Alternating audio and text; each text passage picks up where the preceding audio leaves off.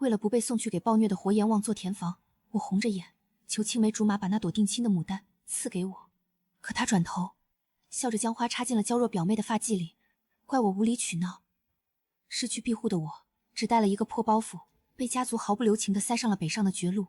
得知我真的走了，他疯了一样封锁扬州全城的官道水路。可码头上那个权倾朝野的活阎王正亲自撑着伞将我护在怀里。他一脚踹翻我那双目赤红的竹马，拔出长剑冷笑：本王放在心尖上惦记了15年的王妃，你也配碰？扬州城的牡丹宴上，柳素的手正颤巍巍地搭在陆燕的锦袍上，灯火通明处，才子佳人好不登对。我的心像是被一只大手狠狠揉搓，面上却还要维持着世家女的体面，偏偏陆燕瞎了一样，看不出我眼底的焦灼。宴席散去，我不曾得花，这无疑是当众宣判了我远嫁京城的死刑。陆燕见我独自立在回廊风口，端着热茶走了过来。这起子人惯会见风使舵，我早说了给你留个其他彩头，他们竟敢不听。看着这个护了我15年的少年郎，我常常吐出一口浊气。陆燕，你知不知道今日这牡丹宴意味着什么？牡丹宴亦是定亲宴，世家大族约定俗成，赠花便是许以此生中馈之权。我是江家卑微的庶女，除了从小一同长大的陆燕，没人会在此刻冒着得罪嫡母的风险给我赠花。嫡母逼我来，就是要让我死心，乖乖去做那异姓王的续弦。而我也曾信誓旦旦答应过陆燕，我只求3年，3年后我助他掌权，他便放我自由。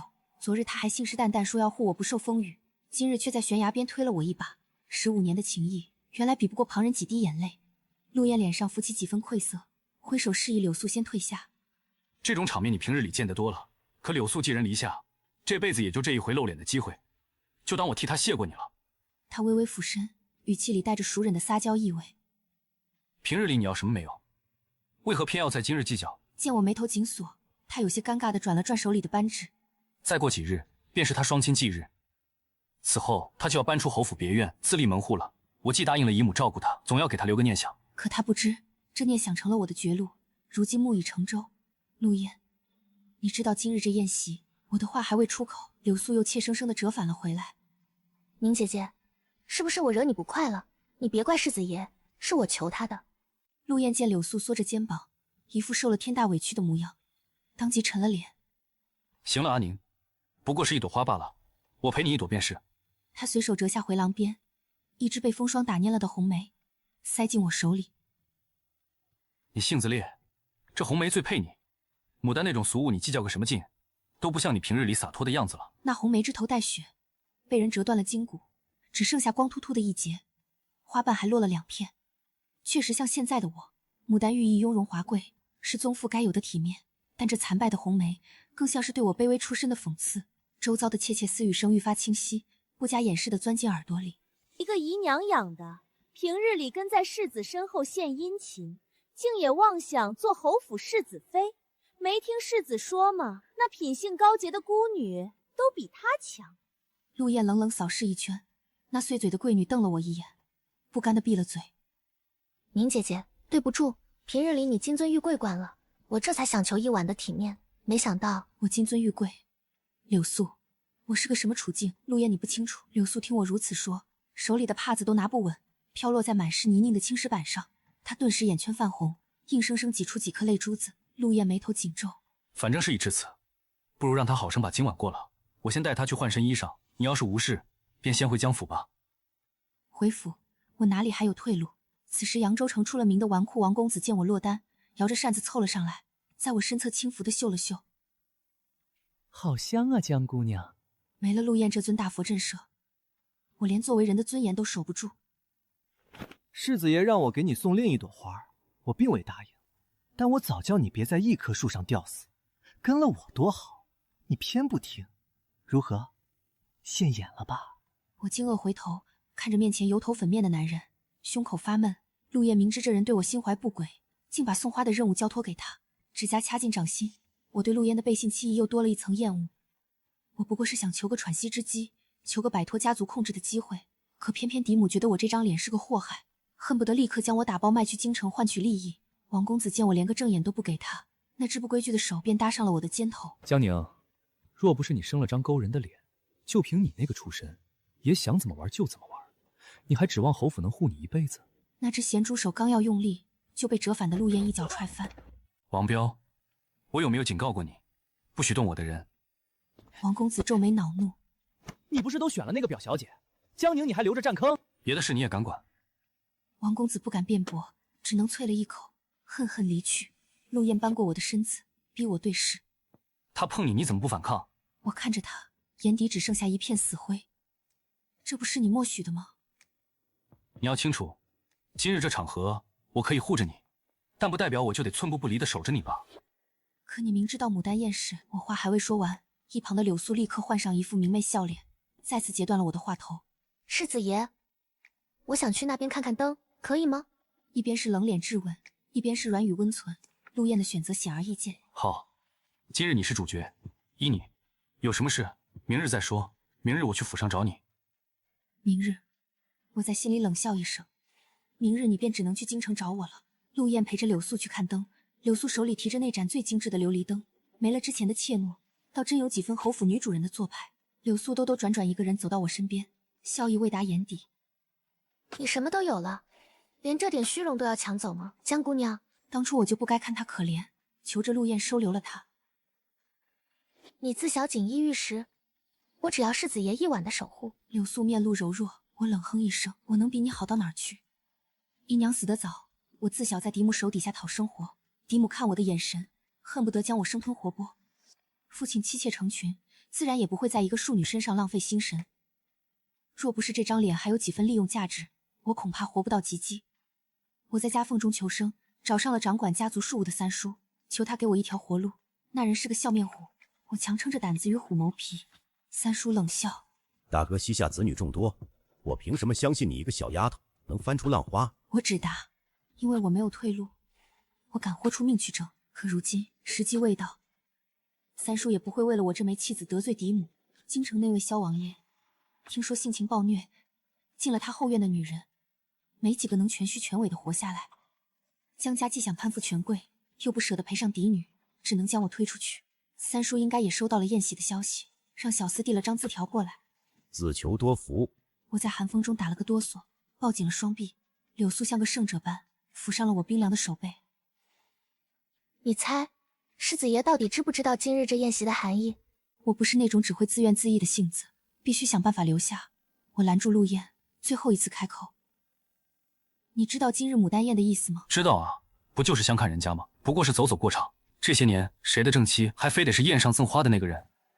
他知道。陆燕仍在信誓旦旦。你放心，我会同江伯父说的，不许他们把你草草嫁了。那你可不可以把那牡丹从柳素那里要回来？我只带回去应付一晚，明日便归还。我几近哀求。陆燕听见我如此说，神色有些意外，又带着几分为难。这不好吧？送出去的东西哪有往回要的道理？要不我去银楼给你打一只金的送去，你就别和素素抢着一时意气了。那牡丹乃是御赐之物，除了原本那一朵，根本无法仿造。我积压了一晚上的火气，终于在这一刻爆发。陆燕，你明知道我不会缠着你，我有心悦之人，3年后我便自行离去。你非要在这节骨眼上断我的后路。他嘴角的笑意瞬间敛去，沉着脸将我逼退至墙角。又是心悦之人。江宁，除了我，谁还敢要你？你只能是我的。全扬州都知道你是跟在我身后的小尾巴。做尾巴，做替补，不过是为了在江家活下去。这话从他嘴里说出来，带着一股刺骨的羞辱。我后退半步，没留神撞到柳素一个趔趄。明姐姐，你别跟世子爷置气啊！陆燕闻声，下意识伸手将人护进怀里。江宁，就这一晚，别太任性。过了今夜，他就得回到那个破落院子里去过苦日子了。看柳素那眼底藏不住的野心，他可不打算就此放手这泼天的富贵。我转身离开宴席，上了三叔派来接我的马车。车厢内，一身玄衣的三叔将池面沉如水，手里把玩着2颗核桃。愿赌服输，明日你就启程进京，以后死活全看你自己的造化。我还会回来的，看你本事。三叔嘴角勾起一抹凉薄的弧度，带着生意人的精明与冷血，将我彻底踢出了局。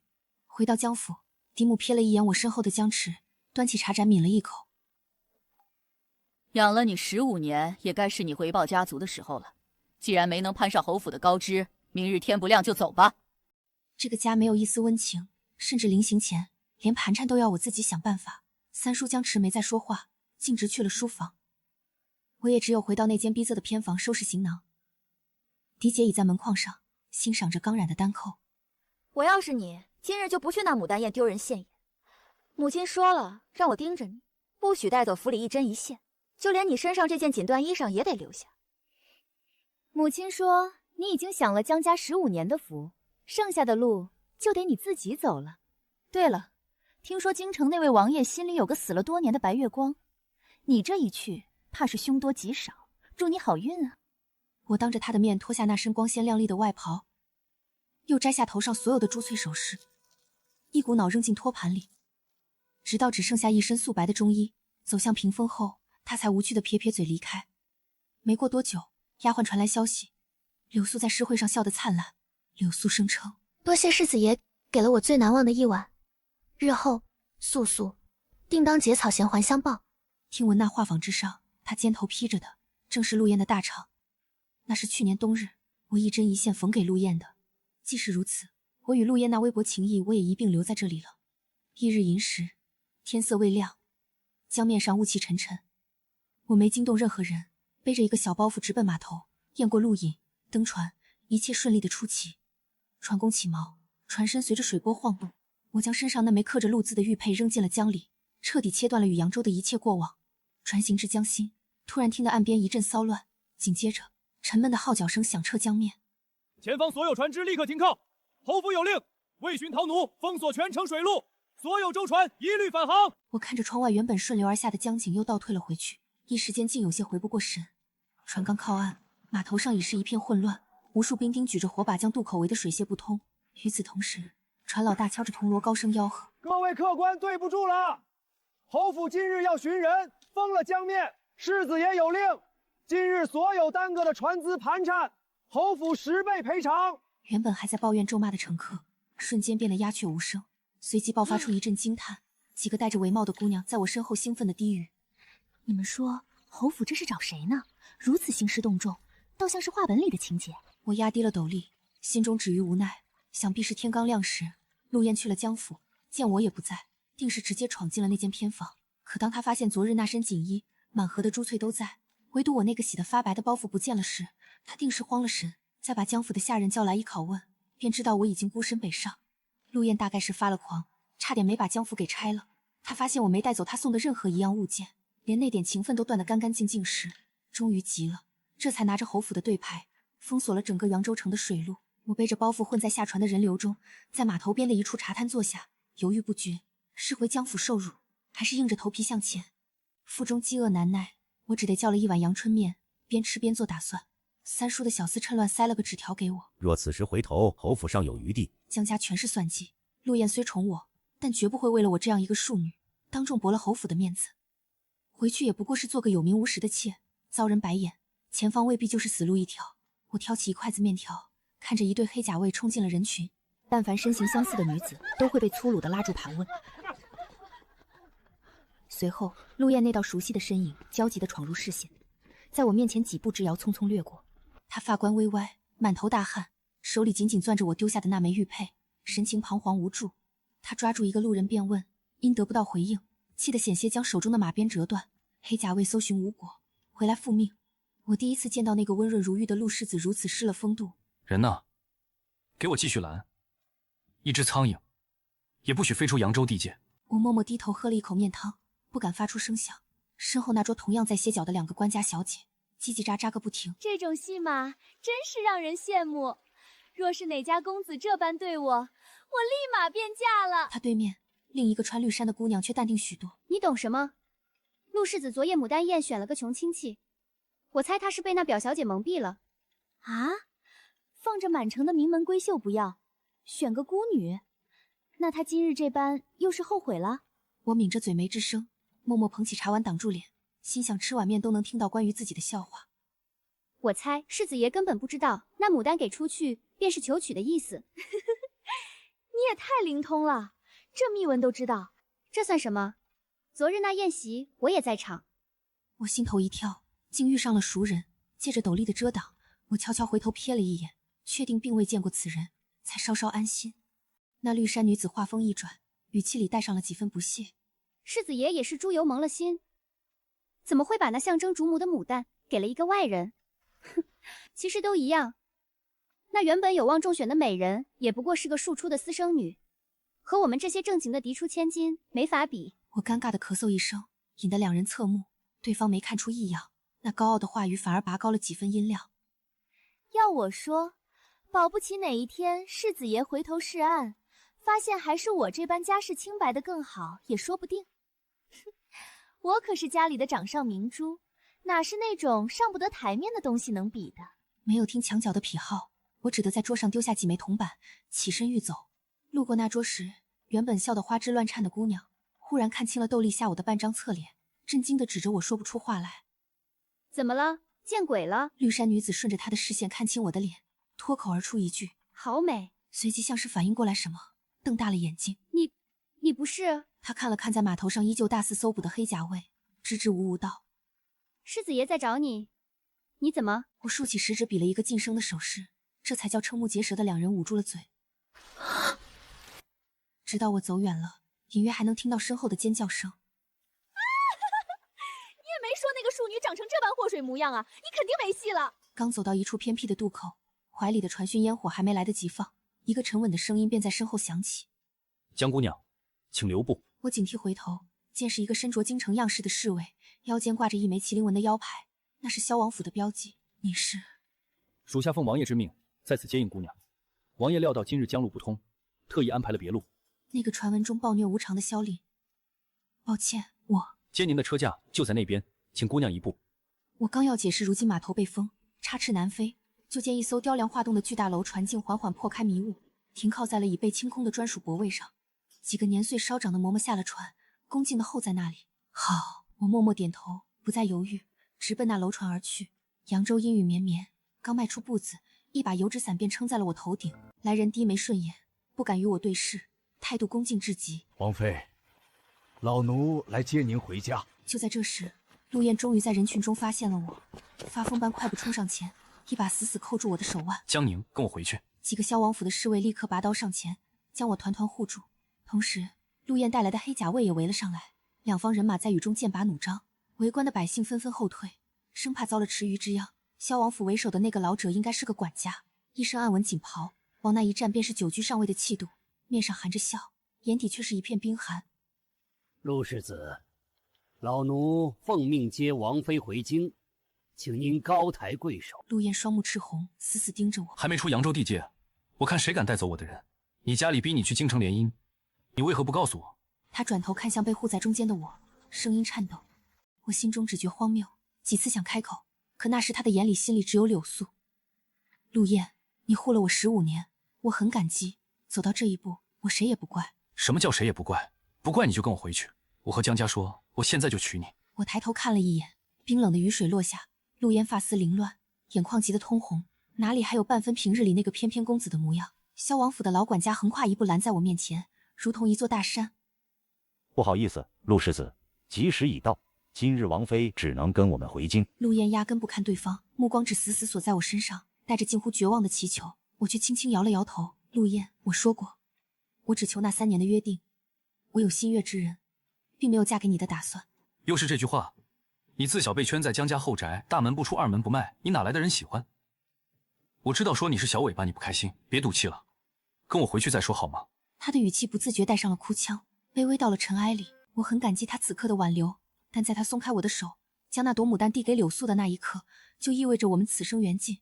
陆燕，你的世子妃是柳素，全扬州都知道了，以后你们好好的。谁要娶那个孤女？你在开什么玩笑？我就是娶个丫鬟也不可能娶她。我的眼神彻底暗了下去。一直以来，陆燕对我的感情总是喜欢有余，尊重不足。这一次我彻底没了犹豫，跟着管家朝那艘巨大的楼船大步走去。陆燕站在原地，想要冲过来，却被萧王府的侍卫死死拦住。江宁，你想清楚，去了京城那个吃人的地方，再没人护着你，你真的不打算嫁我？走了你可别后悔。没有应承，没有回头，我提着裙摆踏上了跳板。管家贴心的命人备好了热姜汤和换洗的衣物，指着船舱后的一处暖阁，声音放得极低：您可以去那里沐浴更衣，江上湿气重，容易落下病根。这楼船极尽奢华，一看便不是临时雇来的商船，应当是萧王府专用的座驾。不愧是京城唯一的异姓王，江家连这种船的一根桅杆都买不起。也就是父亲为了充门面，偶尔会租个画舫待客。暖阁内不但有净房，竟还有一张铺着云锦的大床。奇怪的是，那床帐竟是粉霞色的娇绡，层层叠叠，透着一股子娇宠意味，一看就不是萧凛那个阎王该喜欢的调调。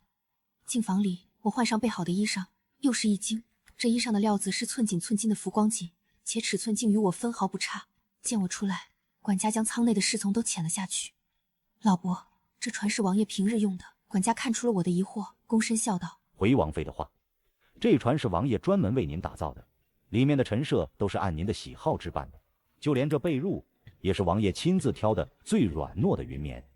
我险些惊掉了下巴，如此穷奢极欲的东西，随手便送给了一个未曾谋面的联姻对象，不是说他心里有个死了多年的白月光，性格暴戾自衰吗？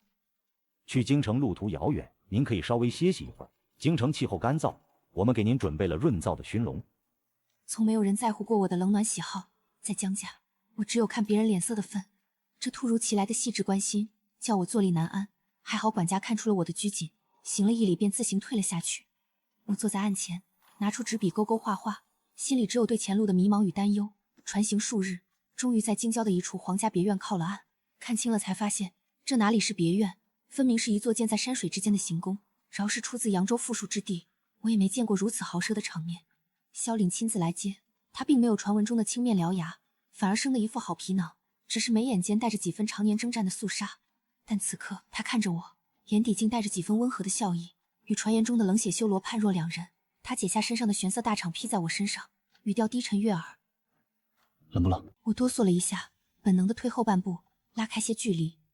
王爷，我知道您心里有人，娶我是迫不得已，您放心，我只要3年时间，绝不会让您和心上人分开太久。他眉头微蹙，似是不解。心上人，3年？是啊，3年时间，我替您挡住外面的流言蜚语，绝不干涉您的私事。3年后，你我和离，我不会带走王府1分1毫，我们可以立字据。他的眉头皱得更紧，看向管家的方向时带着几分审视的含义。见管家也是一脸茫然，他又靠近了一步，也不管旁人的目光，竟将我半拥进怀里。我的脸腾的一下红了个彻底。谁说过要和你算得这么清楚的？王妃见我羞愤欲死的样子，他似乎心情大好，修长的手指勾起我的下巴，又靠近了几分，呼吸交缠。本王的一切都是你的，连本王也是你的，王妃。直到被拥着进了屋，我都没从怔愣里缓过神来。不是说这人杀人如麻，最恨女人近身吗？萧王府的陈设透着一股冷硬的肃杀之气，多是沉香木与玄铁，线条刚硬，却偏偏在那硬朗之中添了许多柔软的苏绣软垫和暖玉摆件，一看便是新制办的。因为品味极佳，倒不显得突兀，反而在威严中透出一股安宁。我被安置在铺着虎皮的罗汉榻上，颤巍巍地从袖中掏出一张宣纸递过去。王爷，这是我的借款契书，请您过目。我想借5000两黄金，分3年连本带利还给您。萧凛接过那张纸，漫不经心地扫了一眼。缺钱？怎能不窘迫？盐商江家的女儿，却只背着个破包袱，连件像样的嫁妆都没有就来投奔。对于权倾朝野的萧王府来说，这几乎是一种羞辱。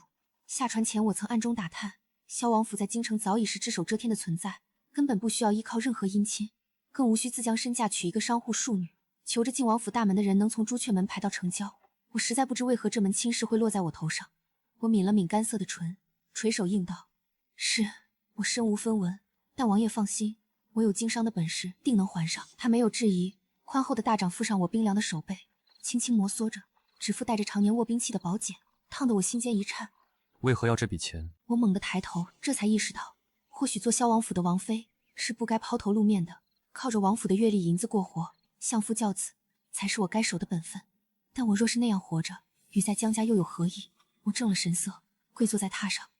王爷，我不甘心被江家摆布，更不愿做那笼中雀，只会伸手讨要脂粉钱。我想有自己的营生，若有可能，我想拿回我娘留在江家却被吞掉的那份家业。萧凛似是没料到我会如此坦诚，眼中闪过一丝讶异，随即他轻笑一声，揉了揉我的发顶，像是在哄一只炸毛的猫。整个萧王府都是你的，你想做什么便去做。在我震惊的目光中，他解下腰间的麒麟丝印和一串沉甸甸的对牌钥匙，随手扔进我怀里。这是本王的私库和王府中窥的钥匙，京城钱庄见印如见人，随你支取。只是那时，我看不懂他眼底那深沉的晦暗代表了什么。萧凛给我安排的住处是王府最精致的听雨轩，阳光透过窗棂洒在满屋的珍珠帘幕上，奢华至极。让我这个在江家住了15年偏房的庶女惊得半晌合不拢嘴。这一夜，我难得睡了个安稳觉。次日清晨，我收到了三叔江池的第一封飞鸽传书。陆燕在扬州发了疯，险些拆了江府大门，你为何没跟他回来？三叔虽是江家唯一给过我几分照拂的人，但他对我更多的是商人奇货可居的算计。我提笔只回了一句：三叔，我是人，不是呼之即来挥之即去的物件。江池回信淡漠。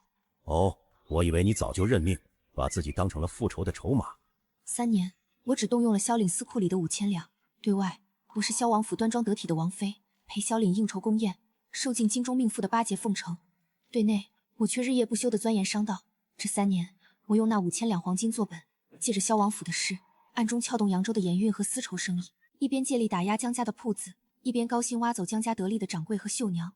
父亲逐渐发现，家中子女皆是酒囊饭袋，生意每况愈下。江家几房姨娘为了争夺家产，害怕家族败落连累自己贴济钱，开始私下抛售手中的铺面契书。我便让人乔装改扮，趁低价一一吃尽，在暗中推波助澜，将这些产业重新整合，翻了几番。趁着父亲为了周转资金焦头烂额时，我已成了江家商号背后最大的债主，而江家那些只会窝里横的子女早已被我震出局外。当最后一笔账目核对无误，我长长舒了一口气。夜深路重，回到卧房已是亥时。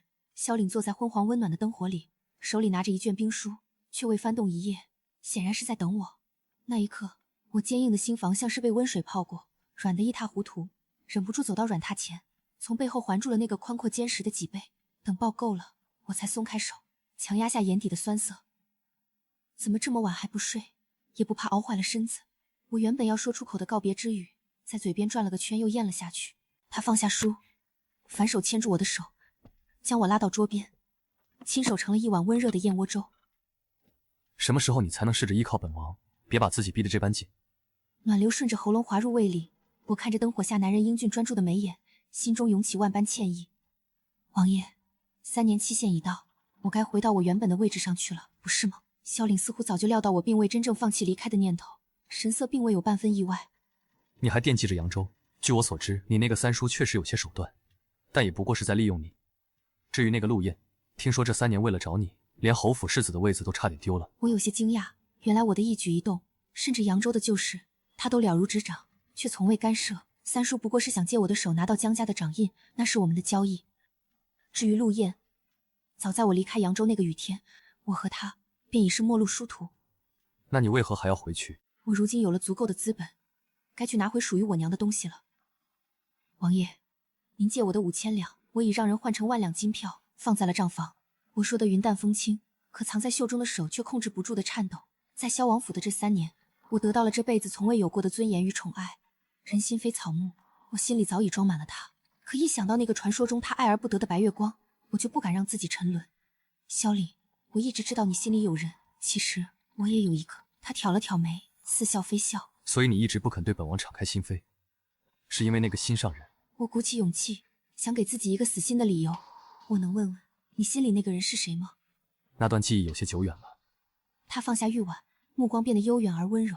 10几年前，我随父王去扬州办差，在街头遇到一个小乞丐，那丫头饿得快晕过去了，却还死死护着怀里唯一一个馊馒头，说是要留给生病的娘亲。我给了她1袋银子，还带她去酒楼吃了一顿饱饭。那丫头吃饱了，拉着我的袖子说，日后定要以参香许来报恩。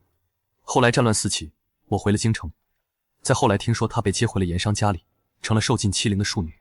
我如遭雷击，手中的勺子哐当一声掉在碗里。那是我当年救我的那个锦衣小公子，不是什么京城来的客商，而是萧岭。巨大的喜悦夹杂着震惊，冲击得我头晕目眩。萧岭，你……他不知何时已栖身而进，鼻尖抵着我的鼻尖，呼吸滚烫。阿宁，你怎么知道我心里那个人不是你？那年在扬州街头，有个小丫头抹着眼泪说长大要嫁给我，本王可是记了15年。原来没有什么白月光，自始至终只有我，枕边人即是心上人。我眼眶一热，泪水夺眶而出。萧岭小心翼翼地吻去我眼角的泪痕，声音阴哑：现在还要走吗，萧王妃？赶我也不走了。我羞红了脸，将头深深埋进他怀里，瓮声瓮气道：那一夜红烛高照，芙蓉帐暖，我们之间的热度越来越高，半推半就间，不知何时已赤诚相见。不久后，京城举办万寿节，扬州江家作为皇商，和陆侯府一同进了京。江家那个仗势欺人的老管家，竟不知死活地找上了萧王府的门。见我在花园修剪花枝，那管家依旧一副高高在上的嘴脸。九小姐，老爷说了，让你立刻回驿馆见驾。我眼皮都没抬，只专心弄着手里的那盆兰花。那管家在扬州作威作福惯了，打小就没把我当正经主子看，见我不理，竟想上前拉扯。嫁了个异姓王，你就得意忘形了？别忘了你娘的牌位还在江家祠堂扣着。是吗？本王今日倒是长见识了，一个下贱的奴才，竟敢跑来我萧王府动本王的王妃。萧凛的声音催着寒冰从回廊尽头传来，他大步走来，顺势揽住我的腰，一脚踹在那管家的膝窝处，咔嚓一声脆响，伴随着杀猪般的惨叫。江家进京朝贺，想见人要递拜帖，这是规矩，派个老狗来拿人，是看不起谁。当天，这个打小客扣我炭火、辱骂我姨娘的管家，被打断了双腿，满嘴是血的像死狗一样被丢回了江家下榻的驿馆门口。江家这才知道我嫁了个什么样的人物。万寿节晚宴，皇宫灯火通明，成了京城最顶级的名利场，光是守在宫门的禁军就有上千人。父亲还打算摆老泰山的谱，想着能在同僚面前露露脸，谁料满朝文武皆只顾着向萧凛敬酒，对他这个所谓的岳丈视而不见。他只得厚着脸皮拖家带口凑到跟前来。不知王爷对小女可还满意？众人散开，目光戏谑地看向父亲。他以为他在扬州富甲一方，到了京城也有几分薄面，谁料在这些权贵眼里，不过是一介充满铜锈的商贾。平日里趾高气扬的嫡母，此刻也黑着脸。阿宁，父母来了也不知道主动过来请安，平日里也不往家里寄封家书，不知道的还以为我们江家多没规矩。萧凛手中的金樽重重磕在沉香木桌案上，发出沉闷的声响，喧闹的大殿瞬间安静下来，所有人探究的目光立马变得警觉。这是萧王爷在示威，示意这家人不受欢迎。眼看着周围人神色鄙夷，父亲额头渗出一层冷汗。江家的生意多靠官府照拂，如今想要在京城立足，全指望这层关系。可他手里最赚钱的几条商路，最近都被一个神秘的临济商号给截断了。等发现的时候，已经被人拿捏了命脉。这才想起还有个嫁进王府的庶女来，若是此刻放低姿态求人，或许还有救。偏偏她一辈子被人捧惯了，成了井底之蛙。江家人没得到想要的体面，晚宴尚未结束，便灰溜溜地退到了角落。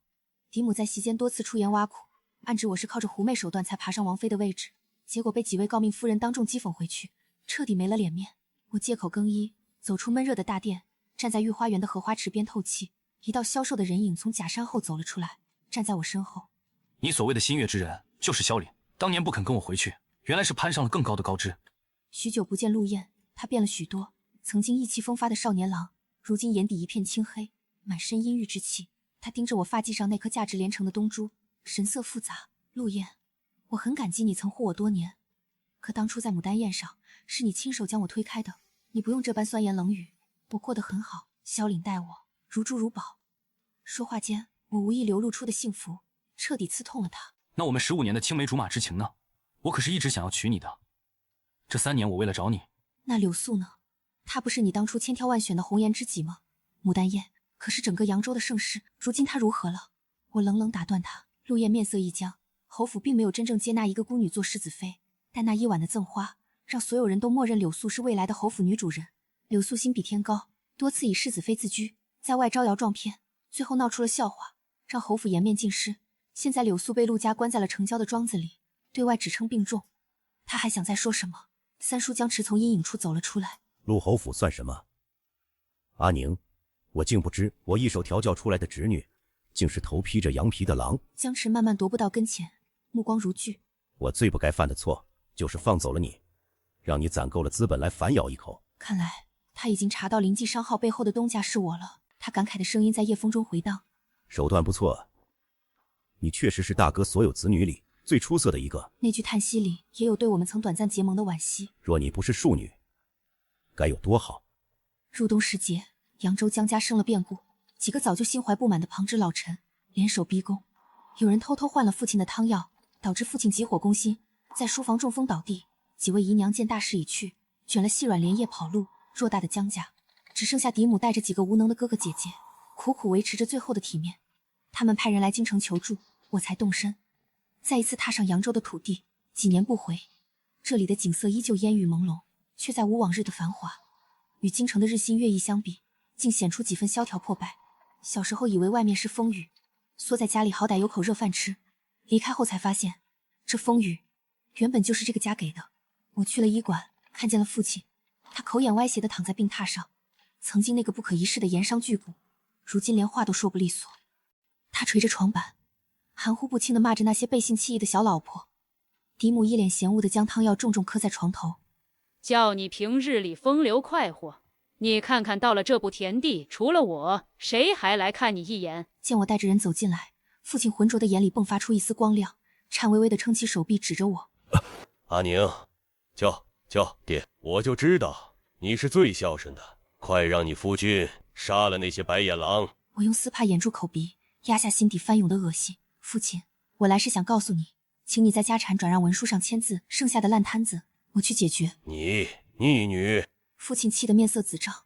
你就是个庶出的贱种，老子的家产绝不可能留给你。父亲似乎忘了，除了你手里仅剩的那点私产，江家其余的铺面、盐引、地契，早就在林记名下，也就是我手里。我冷冷看着他，像在看一个陌生人。你就是不给，我也可以召开族老大会，以最大债主的身份将你踢出局。对了，你手里那几家还在亏损的赌房，我也要了。你放心，只要你签了字，以后你的汤药费我全包，保你衣食无忧。否则，我就让三叔亲自动手。走出医馆时，我拿到了江家全部的掌家权。嫡母见父亲没了最后一点利用价值，也彻底撒手不管，带着自己的嫁妆回了娘家。我还没忘记，父亲得知真相时，林记那如见恶鬼般的眼神。是你娘的林。是啊，我淡淡一笑，还好父亲没忘记，我姨娘姓林，有萧王府做靠山，这次清理门户要快得多。当我站在江家最大的商号顶楼，俯瞰整个扬州城时，所有的掌柜伙计都对着这里的新主人毕恭毕敬。萧凛从身后拥住我，高兴了，替我挡去江风。我回头在他唇角印下一吻。回家吧，夫君。从此以后，只有名动江南的皇商萧王妃。江家的倾覆在扬州城内掀起了轩然大波，但风暴中心的我却正坐在临记后院的水榭里，慢条斯理地烹着一壶君山银针。三叔江池是独自一人来的，比起父亲的狼狈，他依旧是一袭考究的青衫，只是盘核桃的手微微有些发紧，再没了当初那份运筹帷幄的从容。阿宁，你这一手釜底抽薪，真是让三叔刮目相看。他在我对面坐下，目光复杂地打量着我。只是江家百年的根基，你一口吞下，就不怕消化不良？朝廷的盐引、南洋的丝路，这些盘根错节的关系，不是光有钱就能玩得转的。我将滤好的茶汤推到他面前，似笑非笑。三叔这是来给我提个醒，还是来讨杯羹？江池神色一僵，索性打开天窗说亮话。阿宁，你毕竟是江家的骨血，如今大哥废了，江家群龙无首，你一个出嫁的王妃，常年在京城，这扬州的生意总得有个提己人替你打理。只要你点个头，三叔愿意替你守着这份家业，利润我们3-7分，你7我3。我轻笑出声，提己人，眼神渐渐转冷。三叔莫不是忘了当年那个雨夜，你是如何把我当作弃子，一脚踢给萧凛的？那时候你怎么没想过我是你的提己人？江池脸色一白，刚要辩解，一道玄色的身影便掀开珠帘，大步迈了进来。萧凛连眼皮都没抬，径直走到我身侧，宽厚的大掌自然地搭在我的肩上，居高临下的睨着江池。江三爷是不是耳朵不好使？本王的王妃连亲爹都敢废，你算个什么东西，也敢跑到他面前来论资排辈？江池吓得猛地站起身，连退了2步，额头冷汗直冒。草民不敢，王爷息怒。阿宁手里的产业，有整个萧王府的亲卫替他押标，有本王的印信替他开路。滚出扬州，别再让我看见你打临记的主意，否则本王不介意让江家绝后。萧凛语气森寒，透着毋庸置疑的杀伐之气。江池最后是跌跌撞撞跑出去的，看着他狼狈的背影，我仰起头。扬州的事了结了，对上萧凛温柔下来的眉眼，他低头，指腹轻轻摩挲着我的脸颊。我顺势靠近他怀里，听着他强有力的心跳，心中无比安定，都清理干净了。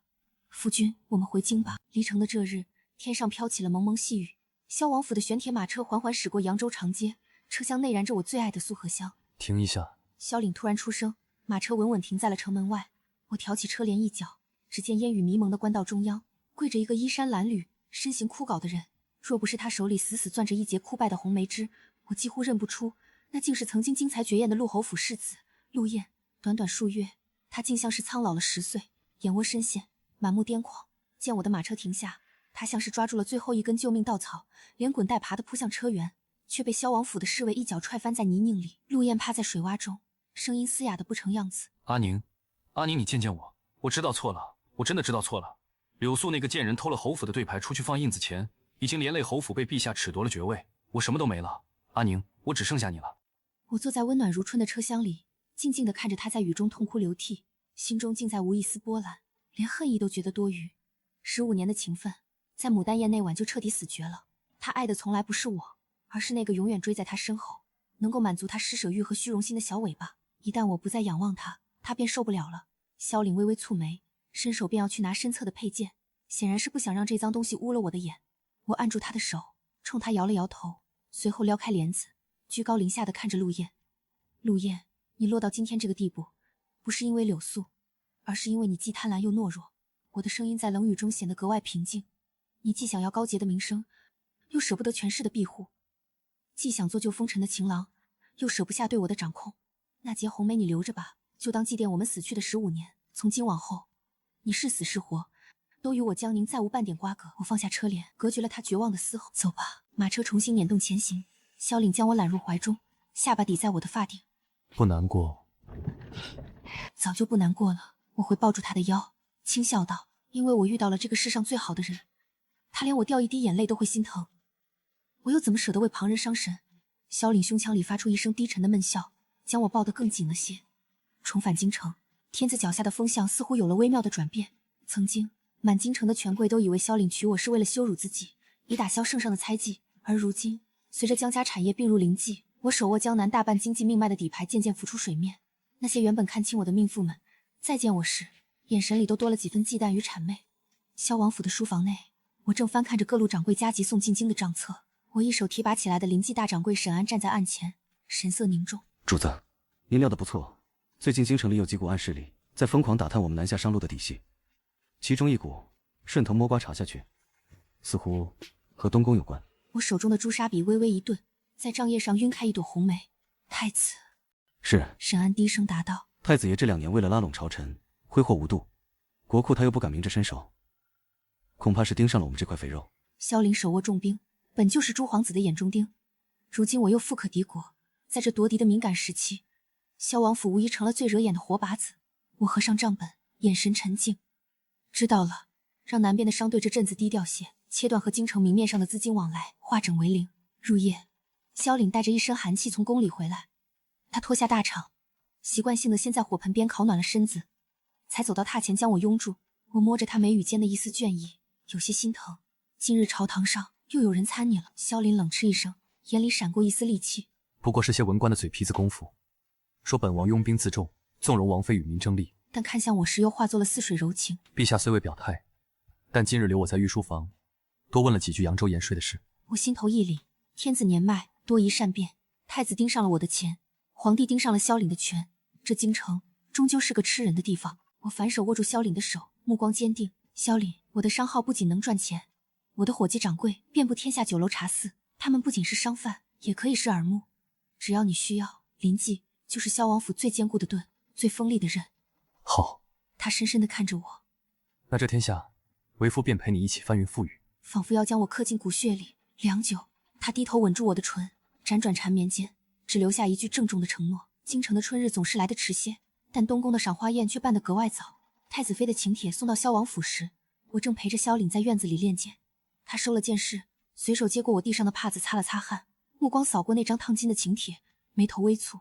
黄鼠狼给鸡拜年。他冷哼一声，不想去便推了，就说你身子不适，这京城里还没人敢强按着你萧王妃的头去赴宴。我将请帖合上，指尖轻轻抚过上面的云纹，唇角勾起一抹冷笑。去，为何不去？太子妃既然搭好了戏台，我若是不去捧个场，岂不辜负了他们这番算计？更何况临济如今在京城风头正盛，一味躲着，倒叫人以为我们怕了东宫。次日，我换上了一身正红色的王妃品级大装，金宅关上的流苏随着步履摇曳，端的是雍容华贵。当我踏入东宫的御花园时，原本热闹的宴席瞬间安静了一瞬。那些曾经高高在上，如今却处处仰仗我名下银装周转的贵妇们，纷纷起身向我见礼。太子妃坐在主位上，脸上挂着端庄却虚伪的笑意。萧王妃当真是稀客。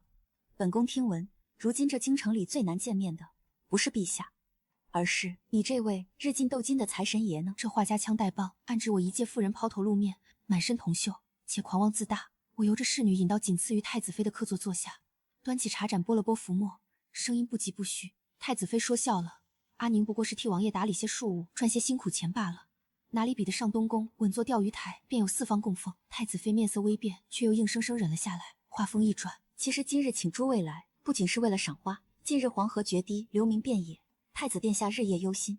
本宫想着，咱们做女人的虽不能上朝堂，但也该为殿下分忧。今日这赏花宴，便也是一场募捐宴。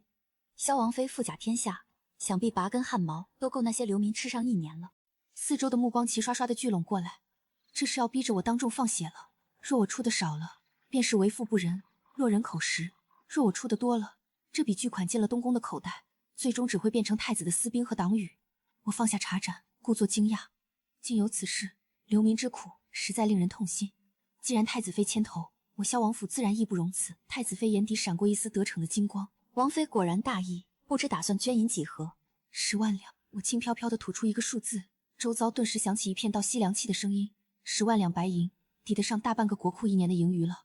太子妃狂喜之色还未爬上眼角，我便接着说道：不过既然是给灾民的救命钱，自然马虎不得。这10万两我不会直接交到户部，我已经飞鸽传书，命临冀沿途13家分号直接将10万两折算成粮食、药材和棉衣，亲自押运至灾区，并在当地开设粥厂。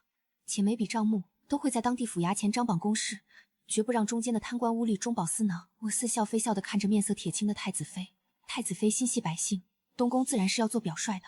不知太子妃打算捐多少？若是有现银短缺，临冀钱庄倒是可以给东宫行个方便，算您1分利即可。你……太子妃气得浑身发抖，却半个字也反驳不出来。我不仅1毛钱没给东宫，还用这10万两买下了天下百姓的民心，顺便将了东宫一军。今日之后，全天下都会知道萧王妃大义赈灾，而东宫恐怕连1万两现银都拿不出来。从东宫回来后不过半月，朝堂上的风向便骤然紧张起来。东宫在赈灾仪式上吃了暗亏，太子对萧凛的忌惮彻底转化为了疯狂的打压。借着黄河水患的由头，户部尚书在朝堂上哭穷，硬生生扣下了原定发往西北边军的3军粮饷。西北大营是萧凛一手带出来的百战之师，10万大军戍守边关，粮饷一断，不仅军心动摇，若此时外敌来犯，后果不堪设想。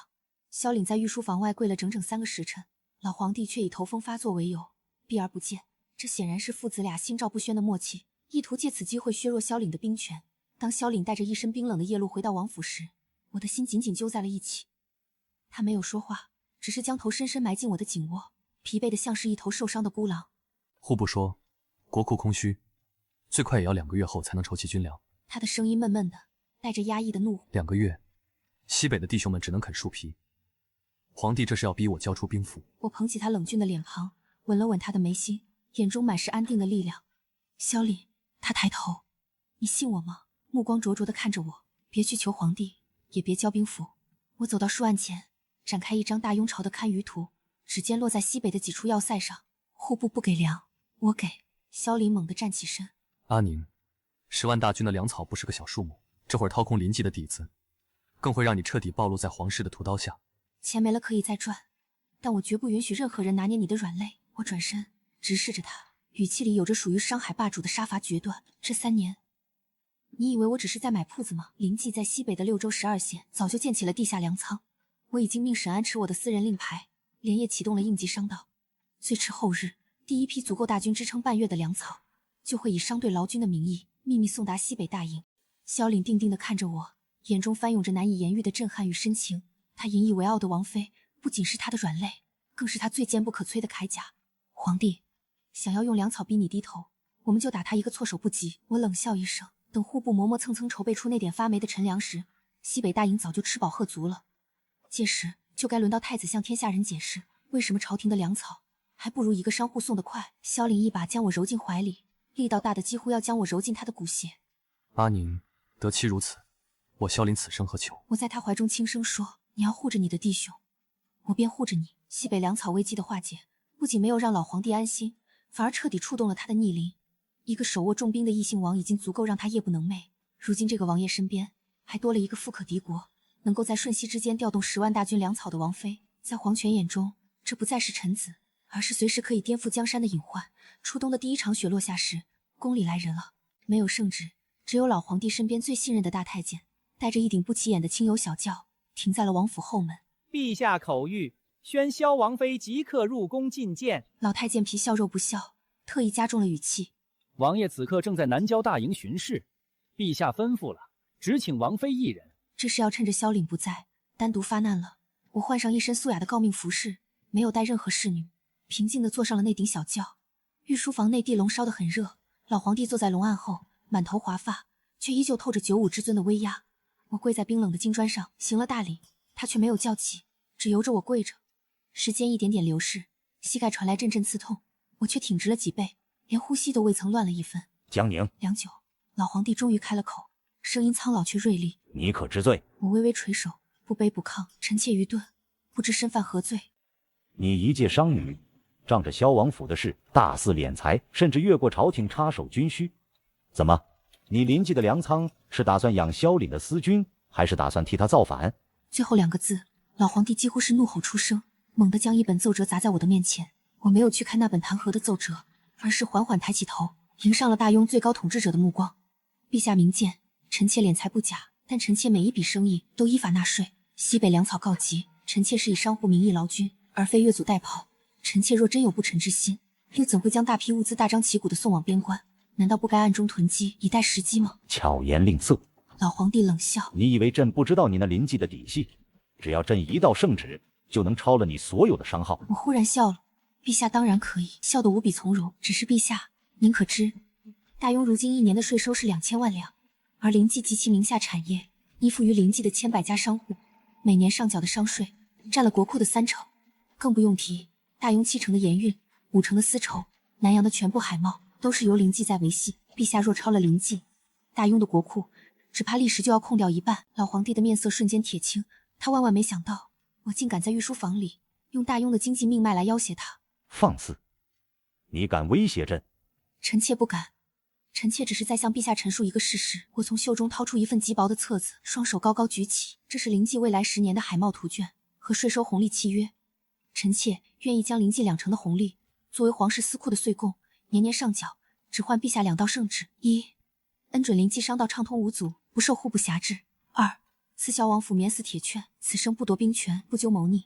老皇帝盯着我手里的册子，目光剧烈地闪烁着，一面是彻底撕破脸可能带来的经济崩溃和兵变，一面是真金白银的巨额利益和暂时的妥协。他是个精明的帝王，知道怎么选最有利。就在大殿内死寂的只能听到炭火碧波声时，御书房外突然传来一阵剧烈的喧哗，紧接着是兵器相交的铿锵声。砰的一声巨响，御书房厚重的楠木大门被一股巨力直接踹开，一身玄甲、满身寒气的萧凛大步跨了进来，手中的长剑还在滴着血，显然是直接杀退了禁军闯进来的。他看都没看龙椅上的皇帝一眼，径直走到我身边，一把将我从地上拉起，护在身后。皇上想要臣的兵权，直接下旨便是。萧凛的声音仿佛从阿鼻地狱里捞出来的一般，透着令人胆寒的杀意。但若有人敢动我夫人一根头发，臣不介意这大雍的江山换个人来做。老皇帝惊骇地跌坐在龙椅上，指着萧凛，半天说不出话来。而我握着萧凛那只沾着血的粗糙大手，在这冰冷的深宫里，第一次感受到了什么是真正的天下无敌。御书房内的空气仿佛凝固成了冰。老皇帝死死盯着萧凛那把还在滴血的长剑，枯瘦的手指紧紧攥着龙椅的扶手，手背上青筋暴起。他纵横帝王数几十年，习惯了臣子们的战战兢兢，却唯独算漏了萧凛这个彻头彻尾的疯子。在这深宫内院，禁军环伺之下，他竟真敢为了一个女人拔剑弑君。萧凛，你反了！你当真要造反？老皇帝的声音颤抖着，带着强弩之末的色厉内荏。我看着萧凛冷厉如修罗的侧脸，心中不可抑制地泛起密密麻麻的疼惜与快意。我深吸一口气，上前一步，温热的手掌轻轻附在萧凛握剑的手背上。夫君，把剑收起来吧，莫要惊了圣驾。我柔声开口，随后转头看向龙椅上面如死灰的帝王，嘴角勾起一抹温和却毫无温度的笑意。陛下乃千古明君，方才已经答应了臣妾的请求，收下了临济的岁贡契约。既然君臣相宜，又何来造反一说？这是我给皇帝递的最后一把梯子，也是最后通牒。老皇帝胸膛剧烈起伏着，目光在我手里的契约和萧凛的剑锋之间来回游移。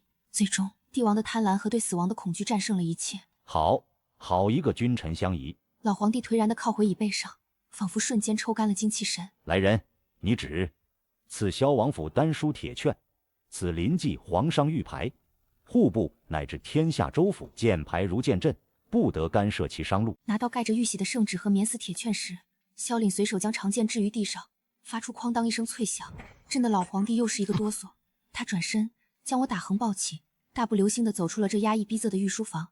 宫门外大雪纷飞，天地间白茫茫一片。萧凛用宽大的玄色大氅将我裹得严严实实，只露出一双眼睛。他在雪地里走得很稳，声音在寒风中显得格外低沉炽热。阿宁，以后不管去哪儿，我都要陪着你。这天下，谁也别想再把你从我身边叫走半步。我把脸埋在他温热的胸膛里，听着他强有力的心跳，轻声应道：“好。”生死相随，寸步不离。那一夜的宫变被老皇帝死死压了下去，对外只宣称萧王救驾有功，后赏连连，但这表面的平静下却暗流汹涌。太子彻底坐不住了，他眼睁睁看着我不仅全虚全伪地走出了皇宫，甚至还拿到了能让临济横行天下的御赐金牌。而萧凛不仅没被褫夺兵权，反而更胜以往。东宫的幕僚们急得像热锅上的蚂蚁。最终，太子走了一步最烂的棋，铤而走险，暗杀敛财。初春的一场夜雨中，临济京城最大的钱庄突遭一伙流寇夜袭，可惜他们踢到了铁板。萧王府的暗卫早就布下了天罗地网，将这群假扮流寇的死士生擒活捉。而在死士首领的身上，搜出了东宫的令牌，以及一封太子亲笔写给西北马匪，企图半路劫掠临济运往边军粮草的密信。翌日清晨，早朝之上，萧凛一反常态的穿着一身煞气极重的玄铁重甲，将那名被折断了手脚的死士首领砰的一声扔在了大殿中央。百官骇然。陛下，臣奉命戍守西北，将士们在前方浴血奋战，太子殿下却在后方勾结马匪，断我军粮草，甚至派人打劫皇室岁贡的钱庄。臣请问陛下，这大雍的江山到底还要不要？萧凛的声音犹如洪钟，震荡在金銮殿上，铁证如山，人赃并获。老皇帝看着被扔在殿上的密信，气得当场呕出一口黑血。他深知此时若不给萧凛、给西北10万大军一个交代，兵变就在眼前。更何况太子打劫临济，就是在动他刚到手的小金库。逆子，简直是丧心病狂，褫夺太子之位，贬为庶人。老皇帝怒发冲冠，即日幽禁宗人府，永不续用。当庭下旨，东宫一干党羽交由大理寺严查。满朝文武跪伏在地，噤若寒蝉。太子妃听闻噩耗时，当场昏死过去，醒来后便疯了。曾经高高在上，在赏花宴上对我百般刁难的东宫女主人，如今只能在宗人府阴暗潮湿的院子里，抱着一个破布娃娃，逢人便说自己是未来的皇后。而我坐在听雨轩的暖阁里，听着沈安的回报，平静地往红泥小火炉里添了一块受精炭。这京城的天终于是彻底翻了过来。太子被废后，京城的局势陷入了一种诡异的平衡。几位成年的皇子开始为了那个空出来的储君之位明争暗斗，但无论是谁，在拉拢朝臣之前，都会先提着重礼来萧王府拜山头。我和萧凛成了这京城里无人敢惹也惹不起的太上皇。可这样的日子，我却渐渐觉得乏味。每一座府邸里都藏着算计，每一张笑脸背后都淬着毒汁。这里的空气里永远弥漫着权力的腐臭味。入夏的一天，我靠在院子里的贵妃榻上翻看西北分号送来的账册，萧凛在一旁替我包着新贡的荔枝。我吃下一颗晶莹剔透的果肉，看似漫不经心地问道：“夫君，西北的草场如今该是绿透了吧？”萧凛的手微微一顿，随即明白了我的意思。他擦净手，将我连人带薄毯抱进怀里。怎么，萧王妃在京城这萧金窟里待腻了，想去吹吹边关的黄沙？我仰起头，指尖描摹着她英挺的眉骨。有你在，黄沙也是甜的。我们走吧，萧凛。这京城就像一个巨大的牢笼，如今你我虽挣脱了锁链，却依然困在这四方天地里。我想去看看你曾经浴血奋战的地方，去广阔的天地间做一对真正快活的夫妻。萧凛的眼中骤然绽放出惊人的亮光，她本就是翱翔9天的鹰，是这京城的诡谲局势和对我的牵挂，硬生生将她困在了这里。好。他低头吻住我，笑声爽朗而肆意。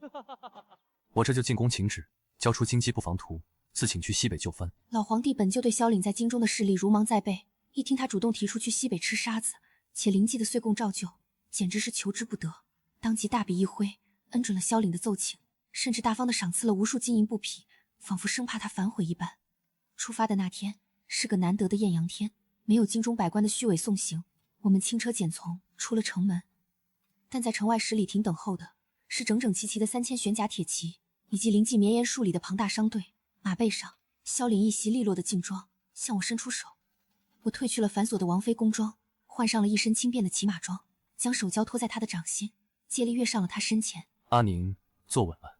他从背后圈住我，一扬马鞭，骏马长嘶一声，如离弦之箭般冲向了北方的辽阔天地。迎着呼啸的暖风，我听到了这辈子最动听的一句话。阿宁，我们回家。西北的黄沙没有想象中那般苦寒，反而透着一股子粗犷的生机。抵达凉州城的那日，全城的百姓和将士夹道相迎，没有京城那种虚伪的繁文缛节。将士们看着我的眼神是实打实的敬畏与狂热，因为他们知道是这位萧王妃在他们快要饿肚子，连冬衣都穿不暖的时候，用源源不断的车队送来了粮食、棉衣和上好的商药。在这里，我不是那个依附于男人的内宅妇人，而是西北10万大军和数百万百姓心目中真正的财神爷。萧王府在凉州的府邸没有京城那般精雕细琢，却修得高大宽敞，坚固如铁桶。我们在西北扎下了根，萧岭如鱼得水，白日在营中操练兵马。他的10万玄甲军在吃饱穿暖后，战力达到了前所未有的顶峰，震慑的边境的游牧部落连马首都不敢南向。而我则将临济的西北总号开在了凉州城最繁华的正街上。仅仅半年时间，我便用临济庞大的资金流彻底盘活了西北的商道。我命人出资修缮了官道，沿途设立了专供商队歇脚的驿站和客栈，在凉州城内开办了最大的学塾和医馆，凡是阵亡或伤残将士的遗孤，皆可免费入学就医。渐渐的，西域的香料、战马、宝石，江南的丝绸、茶叶、瓷器，全都在凉州城汇聚交融。这座曾经荒凉的边塞重镇，在我的手里，奇迹般的变成了大雍朝最富庶、最热闹的塞外江南。夜里，萧岭巡营归来，身上带着大漠夜晚的凉意。他脱下铠甲，熟练的从背后将我捞进怀里，下巴搁在我的肩窝处，看着我案头堆积如山的通关文牒。阿宁，你再这么转下去，这凉州城的金库怕是都要装不下了。他的声音里带着毫不掩饰的骄傲与宠溺。我放下子豪笔，转身捏了捏他高挺的鼻梁，笑道：“钱多烧手吗？我还嫌不够呢。”过几日，我要去一趟玉门关。西域最大的部族首领递了话，想跟我们谈谈护市的规矩。萧凛的眼神瞬间凌厉起来，大手一揽，将我牢牢扣在腿上。玉门关外不太平，那个呼延部向来狡诈，你若要去，我带3000精锐亲自护送。你去做什么？去吓唬人吗？我轻笑，贴了贴他的薄唇。谈生意，打打杀杀是下策。我不仅要让他们乖乖守规矩，还要让他们心甘情愿的替临济的商队当保镖。玉门关外，狂风卷着黄沙，临济的大帐就扎在长城脚下。呼延部的首领带着100个彪形大汉，气势汹汹地踏入帐中。他们原本以为大雍的王妃不过是个娇滴滴的软柿子，只要恐吓一番，就能在过境的商税上狠狠敲上一笔。可当他们看到大帐两侧全副武装、眼神如狼的玄甲军以及大刀金马坐在主位上，一边喝着奶茶一边翻看账本的我时，气焰顿时矮了半截。更别提萧凛就如同一尊杀神般抱剑立在我的身侧。王妃好大的排场！呼延首领用生硬的汉话冷哼道：“这西域的商道自古就是我们在管，临济的商队想过去，留下5成货物做买路财，否则莫怪我们部族的弯刀不长眼。”5成，简直是痴人说梦。我合上账本，眼皮都没抬，轻轻击了击掌。沈安立刻带人抬上了10几个大樟木箱子，当着呼延首领的面，咔嗒一声齐齐打开。左边的箱子里是上好的蜀锦、精美的瓷器，散发着幽香的极品茶叶；右边的箱子里则是雪白的精盐、橙黄的粟米，以及打磨的极其锋利的金刚箭头。呼延首领和他身后的汉子们眼睛瞬间看直了，草原上最缺的就是这些过冬的救命口粮和精良铁器。呼延首领，5成的过路费我给得起，只怕你们没那个命拿。我站起身，临济的商队1月有数百支往返西域，你们若想抢，萧王爷的玄甲军随时恭候。走到箱子前，随手抓起一把精盐，任其从指缝滑落。战争一响，这商道一封，你们部族这个冬天准备饿死多少人，冻死多少牛羊。呼延首领面色铁青，握着弯刀的手被青筋暴起，却不敢拔刀，因为萧岭身上的杀气已经死死锁定了他的咽喉。我话锋一转，抛出了真正的筹码，但我这人向来信奉和气生财，我要在关外建立护市，临济提供你们所需的盐、茶、粮、铁，价格按中原的市价走，绝不欺瞒。而你们用战马和牛羊皮毛来换。不仅如此，西域这碗饭我临济不独吞，只要呼延部愿意出人沿途护送临济的商队，确保货物安然无恙，我临济每年额外划拨1成的纯利给你们做酬劳。是拿着这1成利润舒舒服服的过冬，还是拼个你死我活落的灭族的下场，首领自己选。打一个巴掌，给一个甜枣，在绝对的武力威慑和巨大的利益诱惑面前，没有人能拒绝。呼延首领思忖良久，最终颓然松开了刀柄，单膝跪地，行了草原上最隆重的礼节。大雍的萧王妃，您的智慧如同天上的明月，呼延部愿意与临济结盟，永不背弃。这一场谈判兵不血刃，不仅彻底打通了西域的商路，还将这群凶悍的游牧民族变成了临济最忠诚的雇佣军。光阴荏苒，西北的雪化了又下，转眼已是3年过去。这3年里，凉州城在我们的治理下，繁华程度甚至隐隐盖过了南方的扬州。而我也早已习惯了塞外策马奔腾的自由。再回想当年那个在江家后宅养人鼻息的庶女江宁，仿佛已经是上辈子的事情了。这天初春，京城传来了一封800里加急的密信，那是三叔江池写来的，字迹潦草，透着掩饰不住的惶恐。老皇帝终究是没熬过这个冬天，驾崩了。太子被废后，几位皇子为了争夺皇位，彻底撕破了脸。京城爆发了惨烈的内乱，禁军互相残杀，血流成河。最终是并不起眼的4皇子踩着兄弟们的尸骨登上了大宝，但新帝接手的是一个被彻底掏空的烂摊子。内乱耗尽了国库，南方的世家大族趁机割据自保，朝野上下人心惶惶。江池在信里说，新帝已经连下3道圣旨，恳请萧王爷带兵回京，清君侧，稳朝纲，并暗示只要灵济肯出资重修皇宫，充盈国库，愿意封我为大雍唯一的超品夫人。萧凛看完信，冷笑一声，随手将那封无数人梦寐以求的密信扔进了炭火盆里，看着它化为灰烬。萧凛将我揽进怀里，修长的手指把玩着我的发丝。天下大乱，他们倒是想起我们来了。阿宁，你想回去做那个超品夫人吗？我靠在他宽阔的胸膛上，听着窗外集市上热闹的喧嚣声和远处军营里隐隐传来的操练声，嘴角勾起一抹满足的笑意。这西北的万里河山都是我们的，我还稀罕他一个空头衔。我抬头定定地看着他。萧凛，大雍的根基已经烂透了，救不了，我也不想救。我们就在这里守着西北的百姓，做我们自己的王，好不好？萧凛的眼中满是化不开的柔情。好，你在哪里，我的天下就在哪里。他低头吻住我的额角。就在这温馨缱绻的时刻，我突然感到一阵难以抑制的恶心，猛地推开萧凛，伏在床榻边干呕起来。萧凛瞬间慌了神，平日里泰山崩于前而色不变的战神，此刻吓得脸色煞白，连声音都劈了叉。来人，快传大夫，传城里最好的大夫。他手忙脚乱地将我抱回榻上，大掌颤抖着替我顺着背。半个时辰后，凉州城里最有名望的老军医抚着胡须，笑眯眯地收回了诊脉的手，起身冲着萧凛深深做了一个揖。恭喜王爷，贺喜王妃。王妃这脉象圆滑如珠，是华脉。您这府上要添小主子了。萧凛呆立在原地，像是一尊被施了定身法的玄铁雕像，直到老军医再次笑呵呵的道喜，他才猛地回过神来。堂堂10万大军的统帅，杀伐果决的活阎王，此刻竟像是手脚不知道往哪放的毛头小子，眼眶瞬间变红了。他半跪在榻前，小心翼翼地将侧脸贴在我的小腹上，声音里带着难以自抑的哽咽。阿宁，你听到了吗？我们有孩子了。我抚摸着他刚硬的短发，听到了，傻瓜，眼底也泛起了泪花。我们要当爹娘了。消息传出，整个凉州城沸腾了。临济名下的所有商铺连摆了3天流水席，西北大营的将士们更是绕着营地跑了3圈来发泄喜悦。萧王府的子嗣不仅是我们的血脉，更是这西北万里江山未来的定海神针。就在我安心养胎的这段日子里，中原的局势越发糜烂。新帝几次派钦差来请萧凛出山，皆被挡在了玉门关外。他们终于明白，这西北早已是针插不进、水泼不进的铁桶。萧凛不仅有兵，更有富可敌国的财神王妃，他们根本不需要依附任何皇权。中原乱战了整整2年，最终以南北割据草草收场。而在这2年里，大雍的百姓为了躲避战乱，纷纷举家西迁，逃往这片唯一没有战火、只要肯干活就能吃饱饭的西北乐土。凉州城的规模扩建了足足3倍，临济的商号也顺理成章地开遍了西域诸国，成了这片大陆上真正的无冕之王。在一个大雪初霁的清晨，我平安生下了一对龙凤胎。萧凛抱着2个粉雕玉琢的孩子，7尺男儿竟哭得像个泪人。他没有让军事幕僚起名，而是翻了半个月的古籍，给男孩取名萧长宁，女孩取名萧长安。长宁，长安，他只愿我们母子岁岁平宁，一世长安。5年后，玉门关外春草连天，我骑在一匹温顺的枣红马上，看着5岁的长宁和长安在草地上追逐着一只出生不久的小羊羔。萧凛策马跟在他们身后，小心翼翼地护着，生怕磕了碰了，哪里还有半分冷面煞神的样子，完全是个操碎了心的老父亲。长安咯咯笑着，娘亲，你看，捧着一束刚摘的野花跑到我马前，我翻身下马，将花簪在女儿的鬓角，捏了捏她红扑扑的小脸。远处，一队从中原逃难来的流民队伍正缓缓经过关卡，我无意间瞥去，竟在人群中看到了一张似曾相识的面孔。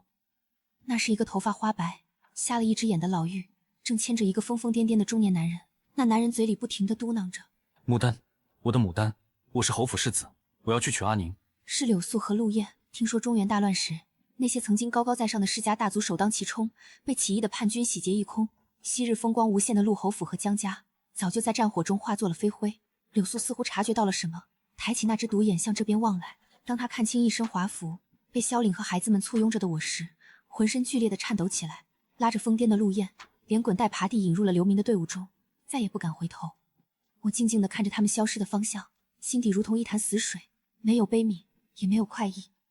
那些在扬州城里的算计、羞辱与绝望，终究被这西北浩荡的朔风彻底吹散了。看什么呢？萧凛一手抱着女儿，一手牵着儿子，走到我身边，顺着我的目光看去，却只看到茫茫的戈壁，没什么。我回过神，挽住他强壮的手臂。夫君，起风了，带孩子们回家吃烤羊腿吧。仰起头，迎向塞外灿烂的阳光，萧凛朗声大笑，一把将我也打横抱起。好，回家。斜阳草树，寻常巷陌。我曾是江家不得宠的庶女，是牡丹宴上的笑话。可如今，我是这万里西北唯一的主人，是萧凛心尖上永远的无价之宝。